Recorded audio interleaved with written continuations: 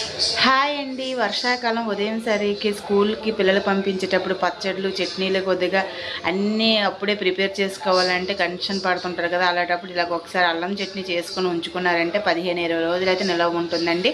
First వచ్చేసి అయితే ఒక 100 గ్రాముల అల్లం పచ్చడి అయితే నేను చేస్తున్నాను. ముందుగా దీనికి పొయ్యి మీద ఒక 3 స్పూన్ల ఆయిల్ వేసుకొని మన కారానికి తగ్గట్టు ఎండుమిర్చి అయితే వేసుకొని వేయించుకోవాలి. తర్వాత అల్లం ముక్కలు చక్కగా కడిగేసుకొని చిన్న ముక్కలుగా కట్ చేసుకొని పచ్చివాసన పోయినంత వరకు అయితే వేయించుకోవాలి. వేయించుకున్న తర్వాత ఈ రెండు కొద్దిగా చల్లారిన తర్వాత మిక్సీ గిన్నెలో వేసుకొని ఒక చిన్న ముక్క బెల్లం అలానే కొంచెం చింతపండు రసం టేస్ట్కి తగ్గ సాల్ట్ అయితే వేసుకొని మెత్తటి పేస్ట్ లాగా చేసుకోవాలి. ఈ వర్షాకాలం ఇలాంటి అల్లం పచ్చడి చేసుకొని ఉంచుకుంటే మంచిది. ఆ దగ్గులకి జలుబులకు కూడా బాగా పనిచేస్తుంది కదా.